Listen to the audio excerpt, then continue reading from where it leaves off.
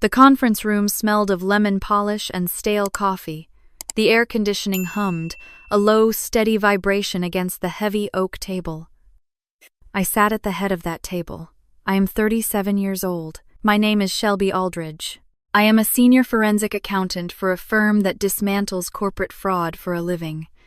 Today, the fraud on the table belonged to my sister. Under the harsh yellow fluorescent lights, my left hand rested on a 3-inch thick folder. My fingers gripped a silver ballpoint pen. Click, click, click. A habit from my junior audit days. The metal felt cold against my skin. My wedding band caught the light. White gold, plain. I bought it myself with my own money. I looked down the length of the empty mahogany wood. 15 years ago, my father brought us to this office for the first time. Paige ran straight to the leather executive chair at this very spot. She spun around in it, laughing loud and bright. I stood in the doorway holding my notebooks. Now, I occupied the seat of power, and I felt nothing but a hollow ache behind my ribs. The victory tasted like ash. Footsteps echoed in the hallway outside, sharp heels clicking rapidly on marble. The heavy glass door swung open. Paige stopped dead. She wore a tailored navy suit. Her hair fell in perfect highlighted waves. Her expensive perfume entered the room before she did, but her confidence vanished the second her eyes darted from the unnamed outside counsel sitting to my right, then down to the massive audit report under my hands, and finally up to my face. She held a temporary plastic visitor badge. Security had confiscated her executive pass at the lobby 5 minutes ago. Her fingers went slack. The plastic badge hit the carpet with a dull thud. She did not pick it up. 1 second passed. 2, 3. She opened her mouth. No sound came out. She closed it again. The color drained completely from her cheeks, leaving her looking small and terrified. I did not smile. I did not speak. I had prepared for 90 days for this exact moment. I had traced every hidden bank account, every forged invoice, every lie, but looking at her standing there, completely broken, I just wanted the silence to end. 93 days ago, I got married without my family. The ink from my fountain pen had gleamed wet on the thick cream paper. I sat at my kitchen table, addressing wedding invitations. The warm glow of the desk lamp pushed back the evening shadows of my apartment. From the living room, the low murmur of a public radio broadcast drifted in. Marcus was listening to the evening news. He flipped a page of his book every few minutes, a comforting, predictable rhythm. I pulled another heavy envelope from the stack. I traced the calligraphy carefully. The scent of the ink grounded me. I looked up. Down the short hallway of our apartment, my college graduation portrait hung on the wall. Summa cum laude. I was the only person who kept that photo on display. At my parents' house, there were 7 pictures on the mantel. I was in 2 of them, always pushed to the very edge of the frame, cropped out of the center. I picked up a small card. I wrote a single line for my mother. I left a chair for you. I slipped the card into the envelope. My phone buzzed against the wood. The screen lit up. Mom. I set the pen down. My hands felt suddenly very cold. I pressed the answer button. Hello, Mom, I said. Sweetie, I got your little invitation. Her voice floated through the speaker. Light, airy, coded in that Virginia charm she saved for difficult conversations. It is beautiful. Thank you, Mom, I said. The thing is, Paige got her promotion. Her tone shifted. The real reason for the call arrived right on schedule. The party is that same weekend. The whole family is going. Your father is giving a speech for her. I stared at the stack of envelopes. My jaw locked tight. The grinding pressure moved up to my temples. My wedding is that weekend, I said. I know, sweetie. A heavy sigh echoed on her end, the kind of sigh meant to show infinite patience with a stubborn child. But this is a vice president position. At her age, she is the one worth celebrating right now. You understand. I looked back at the hallway, at the graduation photo. 15 years ago, at my graduation dinner, my mother stood up with a champagne glass. She looked at 20 guests and said that Paige had the gift, while Shelby had persistence. Everyone laughed. Nobody meant it maliciously, but the map had been drawn that night. Paige had the gift. Paige was worth celebrating. I pressed 2 fingers against the side of my head. The drumming in my ears grew louder. "Congratulations," I said. "Oh, sweetie, do not be like that. We will do dinner after the weekend and we can figure something out." I said congratulations. My voice came out flat, empty. A perfect imitation of nothing. I mean it. Give Paige my best. I ended the call. I placed the phone face down on the table. My hands did not shake. My face held no expression at all. I stood up carefully, pushing the chair back without making a sound. I walked past the living room where Marcus sat reading. I went straight into the bathroom. I turned the sink faucet on full blast. I closed the door behind me. I sat on the edge of the bathtub for 20 minutes. The water roared against the porcelain, hiding whatever sounds I might have made. I stared at the bathroom tiles until the lines blurred. When I finally turned the faucet off, the apartment felt too quiet. I opened the door. Marcus stood in the kitchen. He had not knocked. He knew better than to knock. He held 2 mugs of tea. The steam curled into the cool air. My eyes burned, but my voice held steady. "We are getting married with whoever shows up," I told him. "If it is 12 people, it is 12 people." Marcus set the mugs down on the counter. He walked over and stopped just a few inches from me. He looked down with those steady brown eyes. "I would marry you in a parking lot," he said. I let out a breath that caught sharply in my throat. Do not tempt me. It was the first half smile I managed all day. I took the tea from his hands. The ceramic felt warm against my cold palms. I thought the pain of that phone call was the end of the story. I thought walking away from them was the final chapter. I was wrong. The following Monday, I sat in a cubicle on the 4th floor of the Mercer Hollis Logistics building with a fake last name and a very real audit trail. That was how the real work began. But the path to that conference room really began 2 months earlier, on a warm Saturday evening in a Charlotte backyard. We were married at the county courthouse that morning. The reception was just a small gathering behind a friend's house. The air smelled of smoked hickory and sweet barbecue sauce. Strings of exposed Edison bulbs hung between the large oak trees, casting a warm and golden light over the grass. 14 guests stood around talking and drinking craft beer. The steady, easy rhythm of their laughter filled the yard. We had rented 2 long wooden tables. I sat next to Marcus. Right beside my seat, there was a single, empty, folding chair. I did not ask the rental company for an extra. I simply unfolded it and placed it there myself before anyone arrived. My college roommate walked over and handed me a paper plate filled with potato salad. She looked around the small yard, counting the faces, and then her eyes landed on the empty wooden seat. "No family?" she asked, keeping her voice carefully low. I looked across the grass. Marcus was standing near the fence, laughing at a joke one of his engineering friends had just made. He looked completely at ease. "The ones that matter are here," I told her. I turned my attention back to the empty chair. I did not leave it for my father. I did not leave it for Paige. I left it for the woman who raised me. I left it because no matter how much you know better, a small part of you still expects your mother to show up. The chair remained empty for the entire night. Later, as someone turned up the music from a portable speaker, I felt a sharp vibration against my leg. I pulled my phone from my pocket. The screen illuminated my face in the dark. It was a new email from Helen Park, the managing partner at Whitfield & Associates. The subject line read, "Urgent engagement." The message itself was brief. "Major new client, Charlotte-based. I need your team on Monday morning. Details attached." I did not open the attachment. I locked the screen and slipped the phone away. When I looked up, Marcus was watching me from across the yard.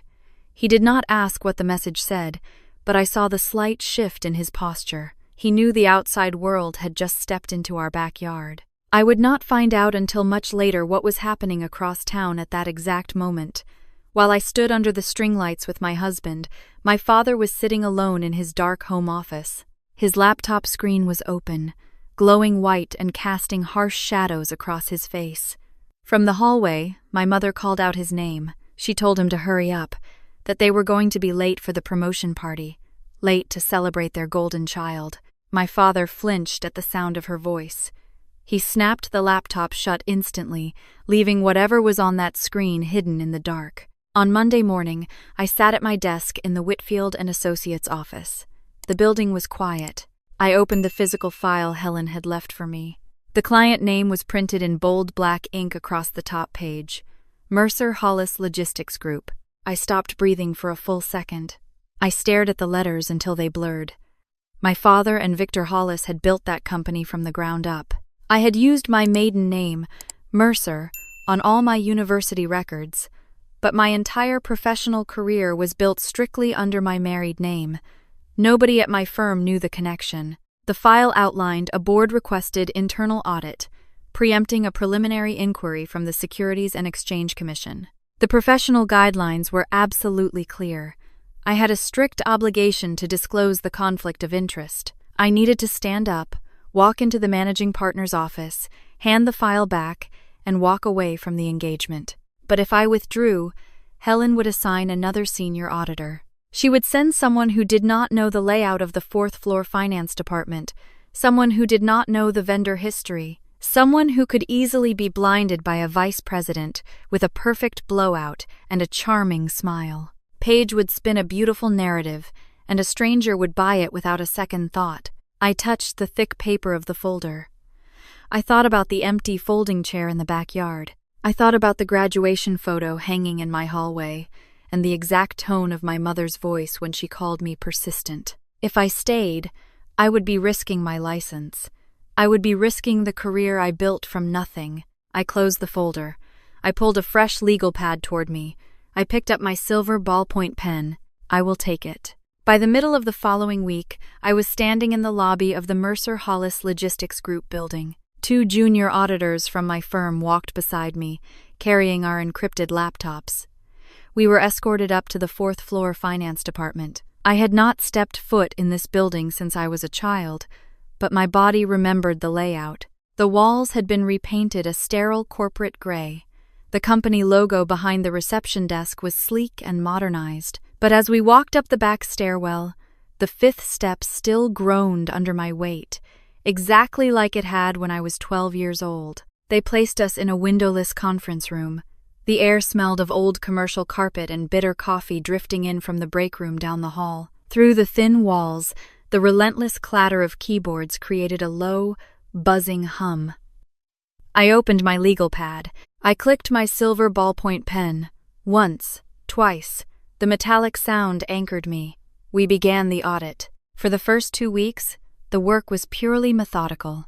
I sifted through mountains of revenue reports, expense reimbursements, and vendor contracts. My pen flew across the pages, documenting every discrepancy, cross-referencing every date, building an impenetrable foundation. The junior auditors handled the basic reconciliations, while I dug into the executive discretionary spending. Then, on a quiet Tuesday afternoon, the numbers stopped making sense. I found 3 vendor contracts filed under a consulting firm named Prism Solutions. The invoices were perfectly round numbers: $25,000, $50,000. In corporate logistics, nothing ever costs a perfectly round number down to the cent. I searched the shared drives for the corresponding project files. There was no documentation of any actual deliverables. No project scopes, no communication records, just clean, even payments sent out right at the end of every fiscal quarter, exactly when the company needed to meet its revenue reporting deadlines to the board of directors. I pulled the physical payment authorizations from the archive boxes. The paper felt heavy and stiff in my hands. I followed the approval chain to the bottom right corner of the page. Every single one of those fraudulent invoices bore the exact same authorizing signature. Paige Mercer, Vice President of Operations. I stared at her, looping, elegant handwriting in blue ink. I leaned back in my chair. I waited for the shock to hit me, but my pulse remained completely steady. I was not surprised. I was only surprised by how entirely unsurprised I felt. Somewhere deep down, I must have always known that the gap between us was not just about talent. Paige had the gift, just like my mother always said, but I had the integrity, and my integrity was currently looking at a federal crime. By the 3rd week of the investigation, the edges of my life at home began to blur. I arrived at the apartment long after dark. I stopped listening to the evening radio broadcasts. Even sitting on our living room sofa, ignoring the dinner Marcus had cooked, I found myself holding my silver ballpoint pen. I clicked it unconsciously against my notebook while I stared at the blank television screen. Marcus noticed. He always noticed everything. He came into the living room one night and sat next to me on the cushions.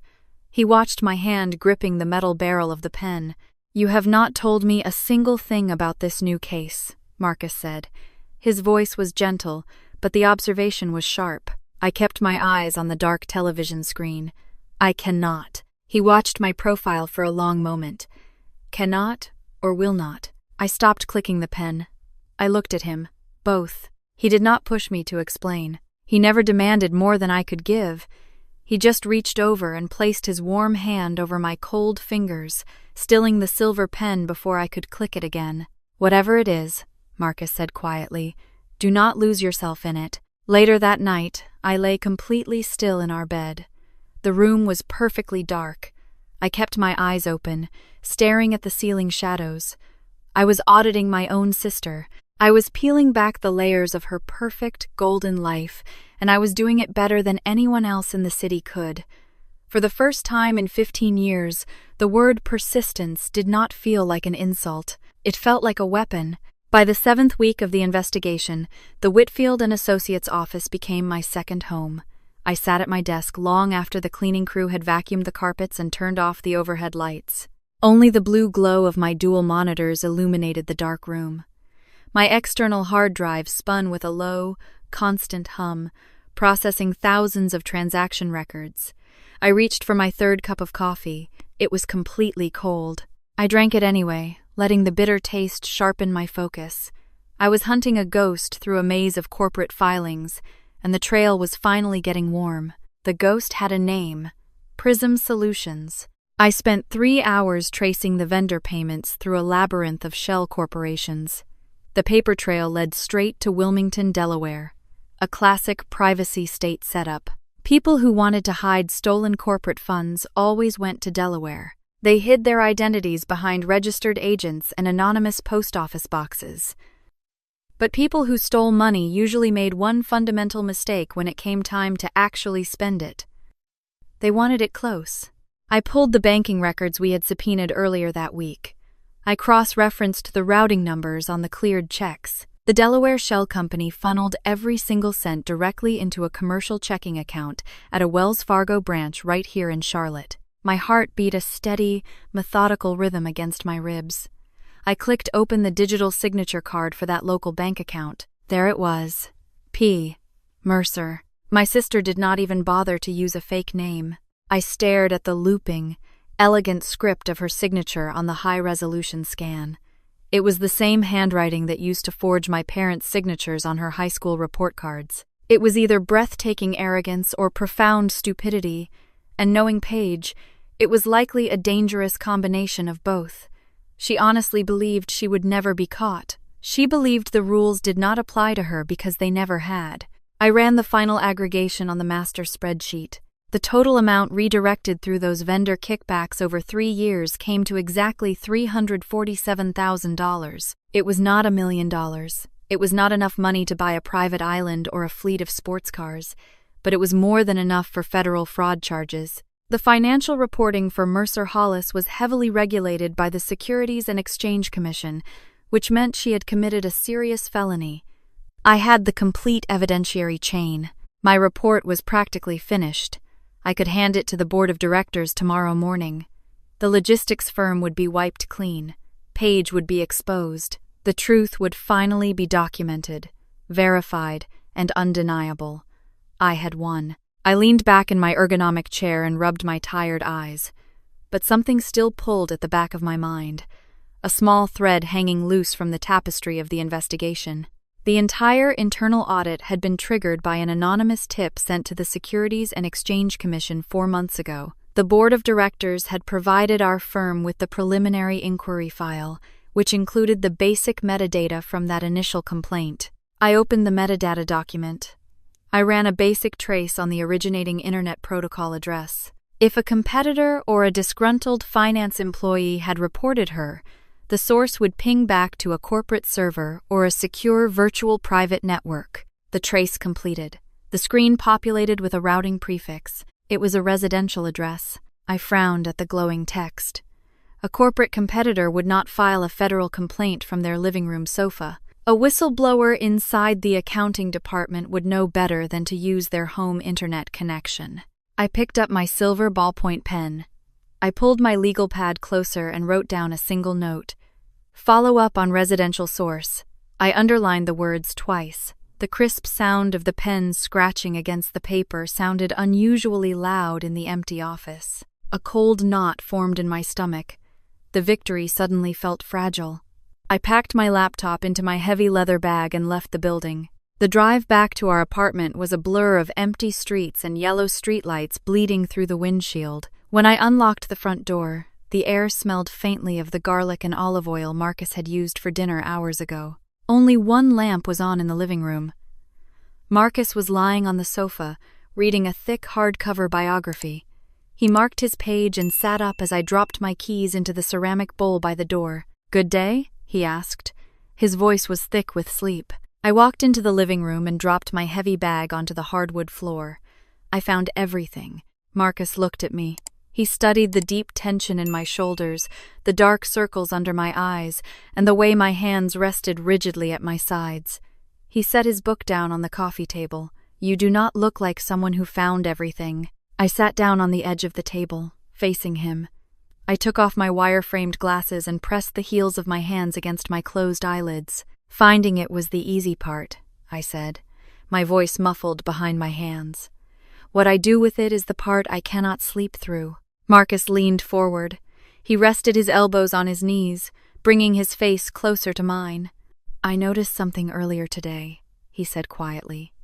He pointed toward the dark hallway behind me. "Your graduation picture, the one from university." I lowered my hands. I turned my head and looked down the corridor where the framed photograph hung on the wall. "What about it?" I asked. "You have had an office at Whitfield for 5 years," Marcus said.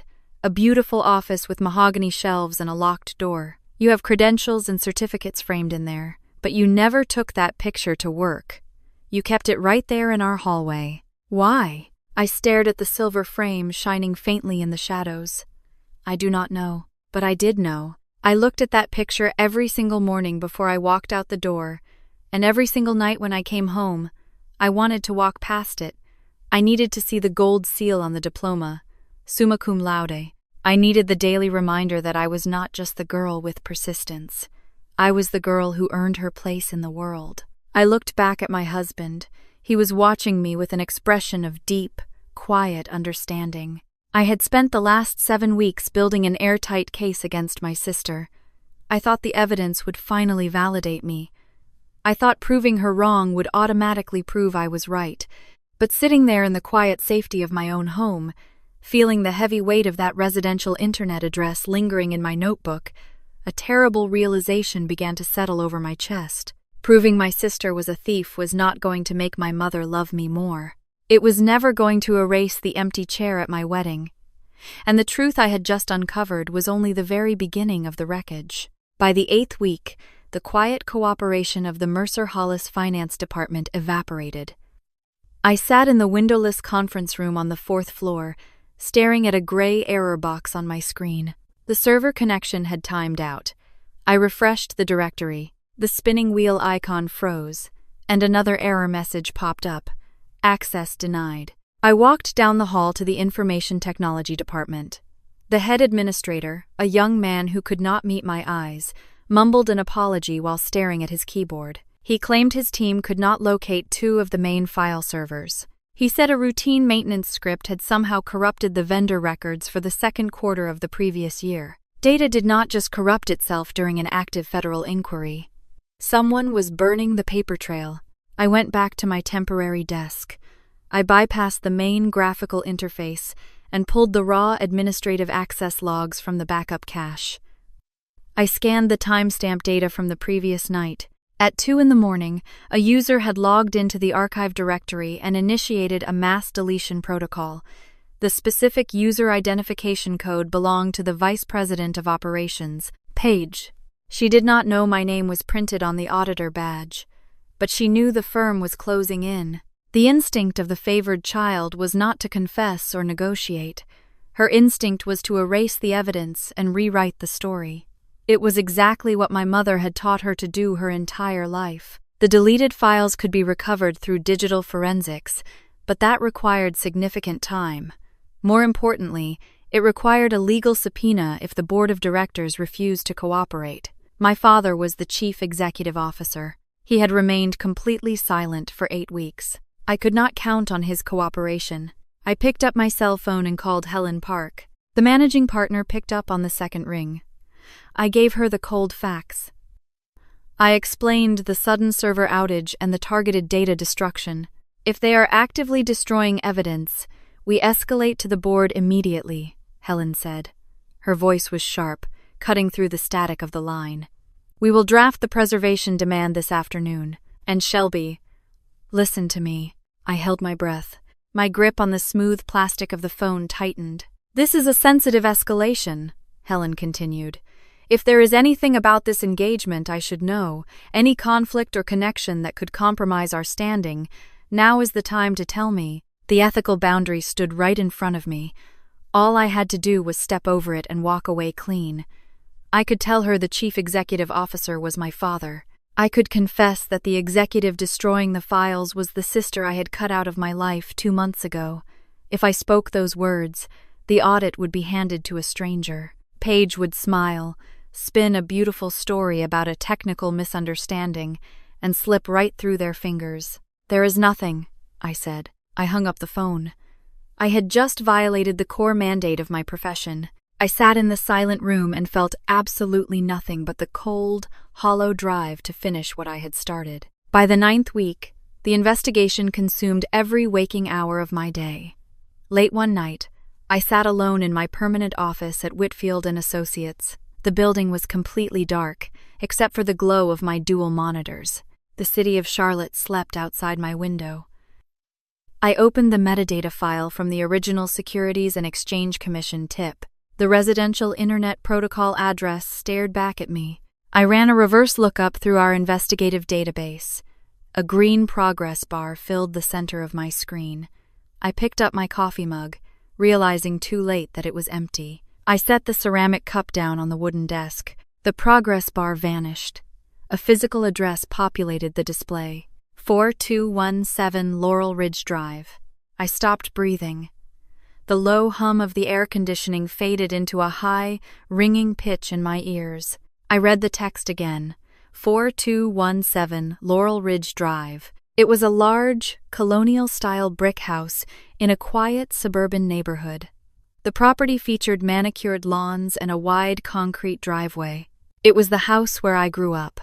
It was my parents' house. My hands felt entirely numb.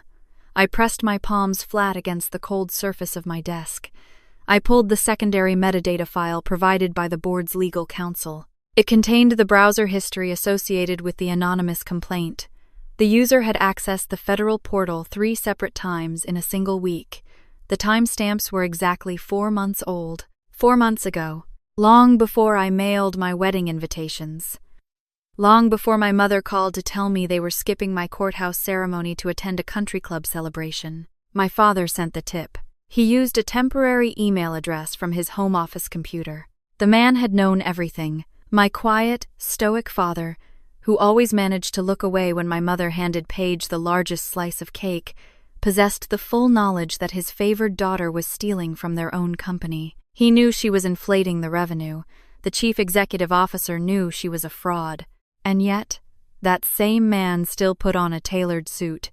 He still stood up in front of their wealthy friends. He still gave a toast celebrating her promotion to vice president. He chose to attend a party honoring a thief instead of walking his other daughter down the aisle. The pain did not hit me like a sudden physical blow.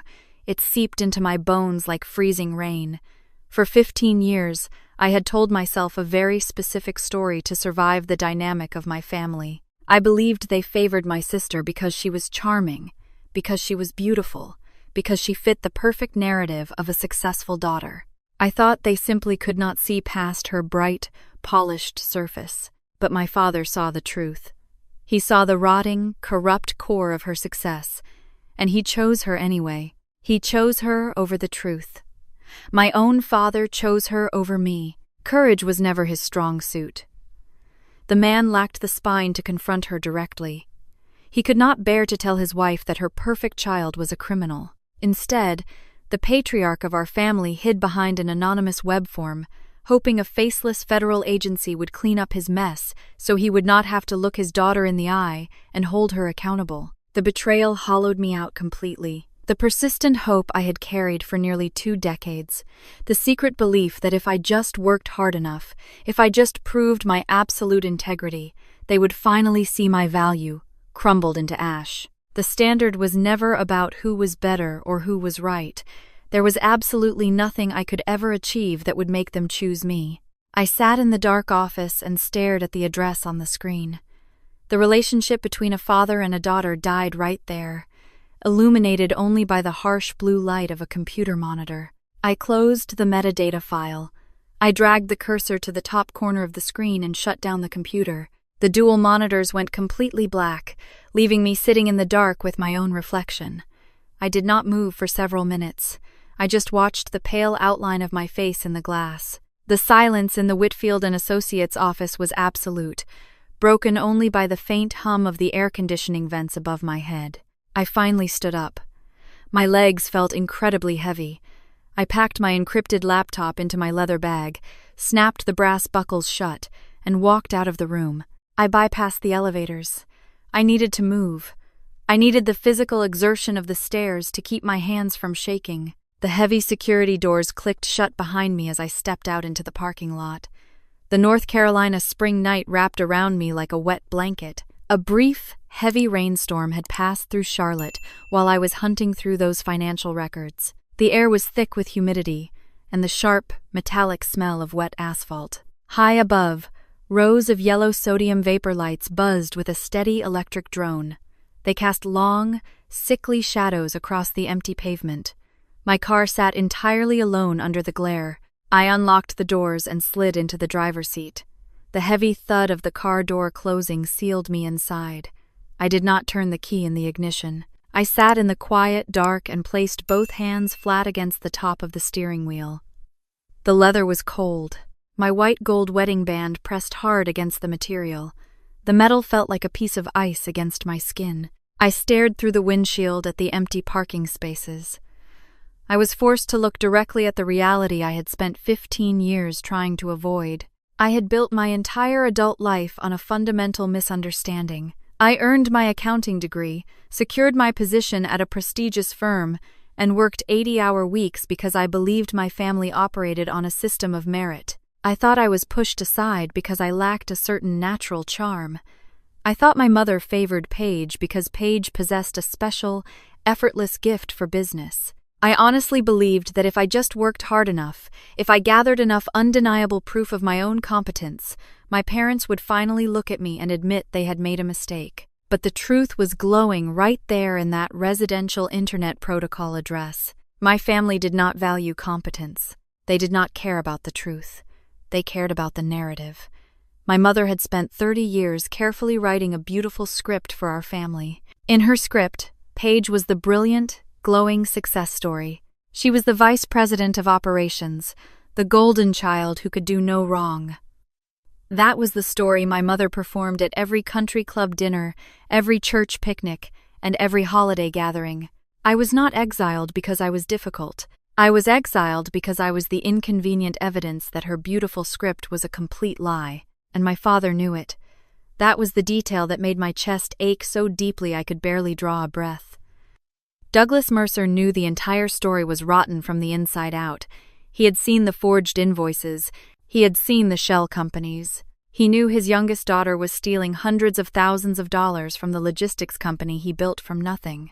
But standing beside me meant he would have to admit his wife was wrong.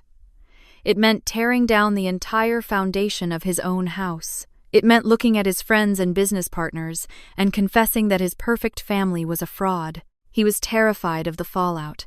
The patriarch of our family was a profound coward. He would rather destroy his golden child from the shadows, hiding behind a burner email address and a federal complaint portal, than look at me in the daylight and say he was sorry. He chose the comfort of the lie over the reality of his oldest daughter. He sat in the front row at her promotion party, raised a glass of expensive champagne, and toasted a thief. I pressed my forehead against the cold leather of the steering wheel. I closed my eyes. A strange, terrifying lightness began to spread through my chest, the desperate need for their validation, the heavy, exhausting burden I had carried on my shoulders since that graduation dinner 15 years ago, simply stopped breathing. It died right there in the front seat of my car. They were never going to see me. I could expose Paige. I could expose my father. I could lay all $347,000 of stolen corporate money out on their pristine dining room table, and they would still find a way to rewrite the story without me. They would make Paige the victim of a misunderstanding. They would make me the villain who tore the family apart. I lifted my head. I let out a long, slow breath. The windshield was beginning to fog up from the damp heat. If my family was never going to give me the validation I wanted, I had to figure out exactly why I was sitting in a dark parking lot at midnight. I had to decide why I was going to finish this investigation. I reached into my coat pocket and pulled out my cell phone. The screen lit up the dark interior of the car. I dialed the only number that mattered. Marcus answered on the first ring. His voice was heavy with sleep, but completely clear. "It is midnight," Marcus said. "My dad sent the tip," I told him. My voice sounded completely different to my own ears. Stripped bare, quiet, resolute. He knew. About all of it. Silence stretched over the line. I could hear the faint sound of him sitting up in bed, the rustle of the cotton sheets. I could practically see his mind working, putting the timeline together. "And he still went to her party," Marcus said softly. "And he still went to her party," I repeated. The rain started to fall again. Small, scattered drops hit the roof of my car with a hollow tapping sound. "So what are you going to do?" he asked. I looked down at my hands. I looked at the plain wedding band that I had bought for myself. "I am going to finish the audit," I said. "Not for them. Not to prove anything to people who refuse to open their eyes. I am going to finish it because the numbers do not lie, even when everyone else does. I am doing it because it is exactly what I was hired to do." Marcus did not ask if I was sure. He did not offer empty platitudes about family or forgiveness. He understood exactly what had just broken and exactly what had taken its place. "Come home," Marcus said quietly. I ended the call. I turned the key in the ignition. The engine roared to life, the headlights cutting a bright, clean path through the dark parking lot, and I finally drove away from them. I walked into Helen Park's office at Whitfield & Associates the following Monday morning before the sun had fully cleared the Charlotte skyline. The air in the building was crisp and smelled faintly of floor wax and the professional silence of a high-stakes firm. Helen was already at her desk, a steam rising from a ceramic mug, her eyes sharp behind her reading glasses. She did not look up when I stepped into the room, but she gestured toward the empty chair across from her. I did not sit down immediately. I stood by the window and looked at the long, morning shadows stretching across the pavement far below. I had carried the truth about my connection to Mercer Hollis Logistics for 10 weeks, and the weight of it had finally become an obstacle to the work itself. I needed to put it down. "Helen," I said, my voice sounding flat and steady in the quiet room. "I have a full disclosure to make regarding the Mercer Hollis engagement." Helen slowly lowered her glasses. She leaned back in her leather chair, the springs creaking under her weight. She waited, her expression unreadable. "Mercer Hollis is my family's company," I told her. I watched her eyes for any sign of shock, but there was only a narrowing of her gaze.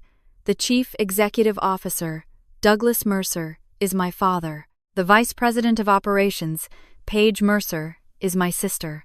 I should have disclosed this on day one." The silence that followed was heavy and cold. It lasted for nearly a minute. Helen did not blink. She just stared at me, her mind clearly running through the ethical liabilities, the professional risks, and the potential for a catastrophic malpractice suit. "How long have you known?" Helen finally asked. Her voice was lower than usual, stripped of its typical professional warmth. Since the moment I opened the file, I admitted. "You should have disclosed immediately," she said. It was not a question. It was a statement of fact that hung in the air like a physical barrier between us. "You know the mandates of this firm, Shelby. You know the state board requirements. Why did you stay on?" "Because I knew I was the only one who could see the pattern," I said. I did not apologize. I did not make excuses about family trauma or personal wounds. I kept my focus on the evidence. I knew how Paige would try to spin the narrative. I knew exactly where she would hide the trails because I grew up watching her hide things from our parents. If I had walked away, she would have charmed a stranger into overlooking the discrepancies. "The audit is clean, Helen. Every finding is documented. Every bank account is cross-referenced. The numbers do not change because of who I am, but who I am is why I found them." Helen stood up and walked to the window. She stood with her back to me for a long time. I waited, my hands resting at my sides. I was prepared for her to fire me on the spot. I was prepared to lose the license I had spent 15 years building. "I will have to issue a formal reprimand," Helen said, still staring at the city. "There will be a permanent letter in your personnel file, and I will have to present the findings to the Mercer-Hollis board personally, with a full disclosure of your connection. But the audit stands. I have reviewed your work myself over the last 48 hours. It is the most thorough, by-the-book investigation I have seen in 20 years. Withdrawing it now would cause more legal damage than moving forward." She turned around and looked at me. "You took a massive risk with this firm's reputation, Shelby. Do not ever do it again." "I understand," I said. I felt a strange sense of relief, but it was not the relief of a victory. It was the relief of accountability. I had accepted the price of the truth.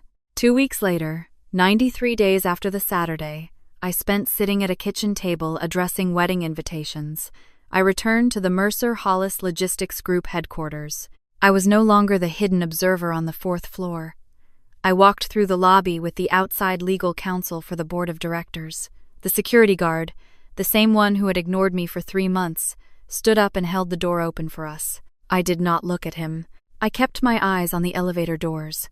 The conference room on the executive floor was exactly as I remembered it from my flash forward.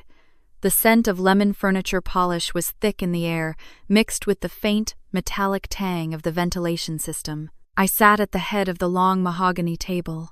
I placed the 3-inch thick audit report directly in front of me. My father entered the room first. He looked older than he had on the night he had called to tell me he was skipping my wedding.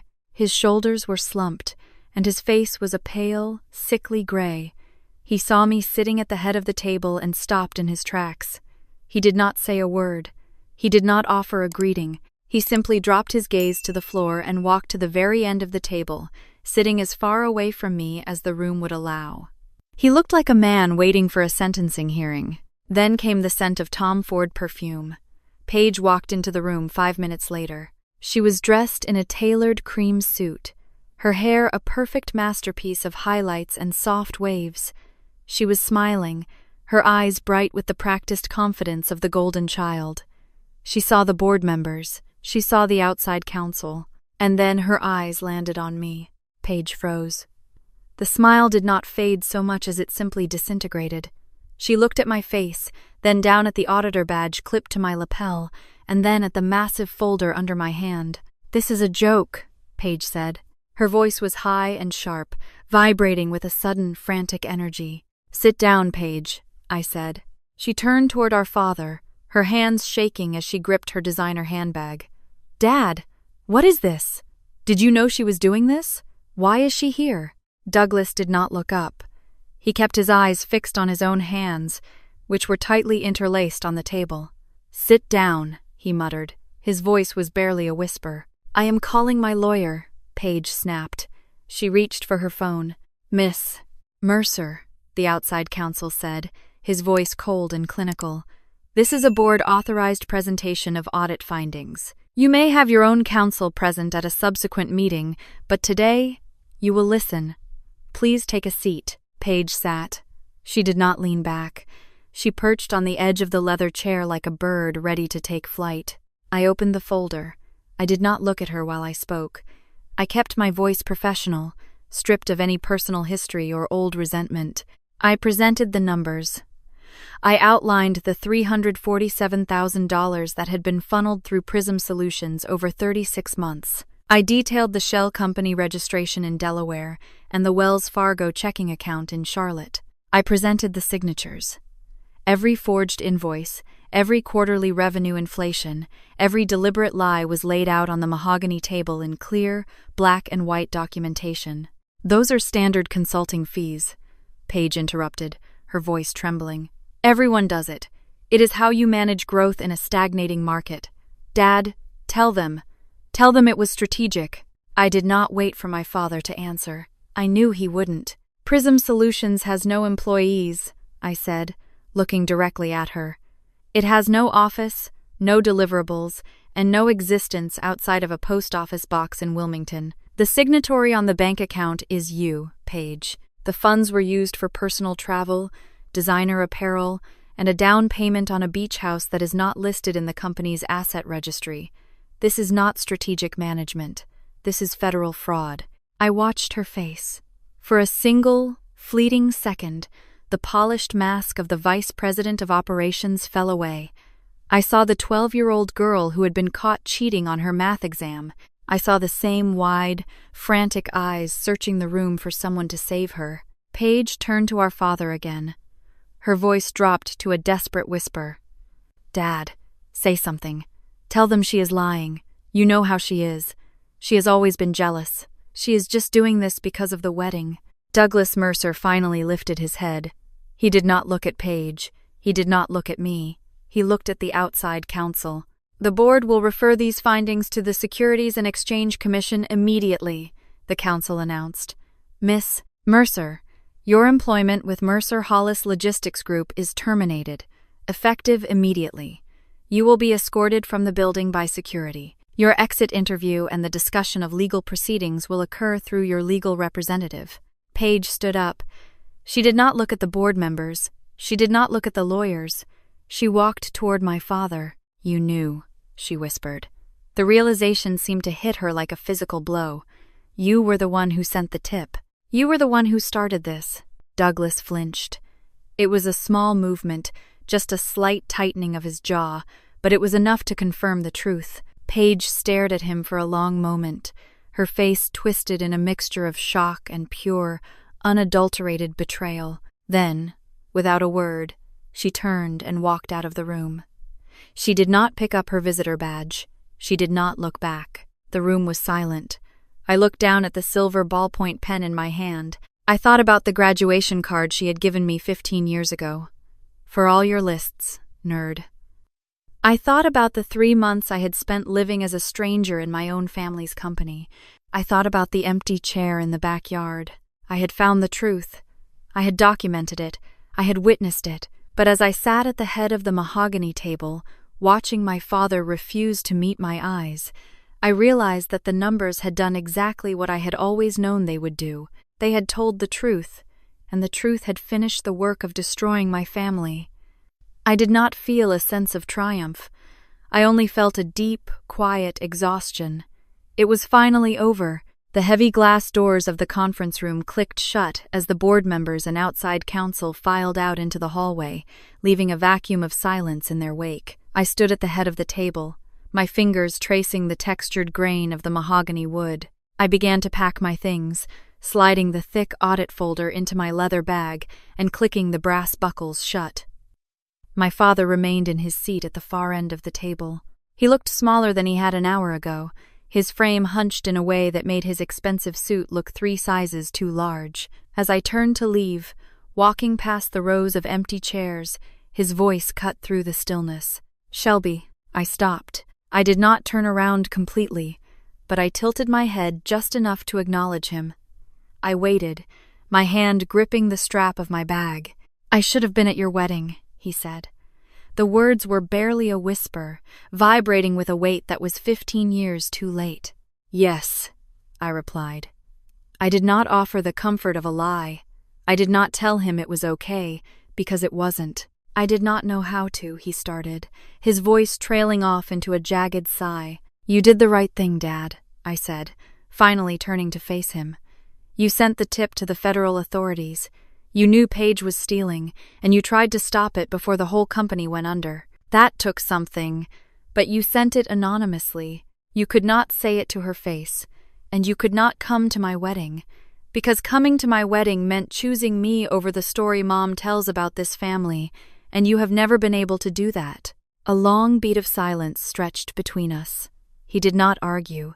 He did not try to justify his cowardice or explain away the empty chair. For the first time in my life, he simply sat with the cold, hard truth without trying to rewrite it into something more palatable. "That is the part I cannot forgive," I told him. "Not yet." I turned away and walked out of the conference room, my heels clicking a steady, resolute rhythm on the marble floors of Mercer Hollis for the very last time. I did not look back as I pushed through the lobby doors and stepped out into the bright, unforgiving light of the parking lot.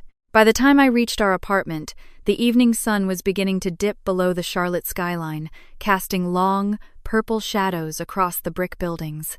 I opened the front door and was greeted by the warm, savory scent of the dinner. Marcus was cooking garlic, lemon, and something roasting in the oven. The kitchen lights were amber and soft, and the low murmur of a public radio broadcast hummed from the living room. It felt almost identical to the night I had addressed the invitations, yet everything was different. The kitchen table was clear of envelopes and fountain pens, set instead with 2 simple plates. I sat down at the table. Marcus did not ask how it went. He only had to look at my face to know the work was done. "Hungry?" he asked, setting a glass of water in front of me. "Starving," I admitted. We ate in a comfortable silence for a while. I told him the parts that mattered, the way Paige had looked when the evidence became undeniable, the way the board had moved to terminate her, and the cold efficiency of the legal counsel. When I reached the part about my father, I felt a slight hitch in my breath. "He said he should have been at my wedding," I told him. 15 years late," Marcus said, his voice level. "Better than never," I murmured, "but certainly worse than on time." As I chewed, I thought about what I had lost that day. I had not lost my career. The audit stood, and my professional integrity remained intact despite the formal reprimand in my file. What I had lost was the final, flickering ember of hope that my family would ever truly change. My father knew the truth and still lacked the courage to stand in it. My mother would likely never call, and if she did, she would spend the rest of her life spinning a narrative where I was the villain who tore the family apart. Paige would never look at me with anything other than resentment, but I realized then that I did not need them to see me anymore. It wasn't because the pain had vanished, but because I had finally proven the truth to myself. Persistence was not a consolation prize for the untalented. It was the very thing that had built my career, the thing that had brought me to Marcus, and the thing that had allowed me to sit at the head of that mahogany table for 90 days without breaking. I was sitting there not because of a gift, but because for 15 years I had refused to give up on the truth. I stood up from the table and walked toward the hallway. My college graduation portrait hung there, the silver frame catching the dim light. I had carried this photo with me to every apartment and every condo I had ever owned. I had hung it in this hallway to remind myself every single morning that I was worthy, that the gold seal and the summa cum laude honors meant I was enough. I reached up and unhooked the frame from the wall. I looked at the 22-year-old version of myself. Her hair was longer, and her smile was wider, unaware of the 15 years of silence and labor that lay ahead of her. I felt a strange sense of tenderness for that girl, but I did not need her to hold me up anymore. I walked to the linen closet, opened the top drawer, and placed the photo inside, face down. I did it gently, without anger or drama. "What are you doing?" Marcus called out from the kitchen. "Putting something away," I replied, my voice clear. "I do not need it anymore." I walked back into the hallway and looked at the empty space on the wall. There was nothing there but a small, silver nail and a square of paint that was slightly brighter than the rest. It did not feel like a void. It felt like room for something new. I returned to the kitchen, sat back down with my husband, and listened to the steady, peaceful sound of the radio as we finished our meal together in the home we had built. In the aftermath of Shelby's journey, you are left with a powerful realization that transcends the walls of any corporate boardroom or family home.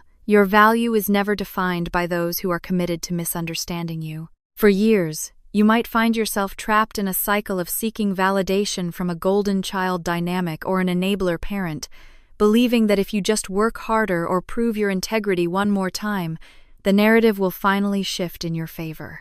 However, as this story teaches, some people are more invested in the comfort of a lie than the liberation of the truth. When you encounter a family or a workplace that rewards charm over competence and narrative over evidence, the most courageous act of education you can perform is to stop auditioning for their approval. The clear, non-abstract lesson here is that persistence is not a consolation prize for a lack of giftedness.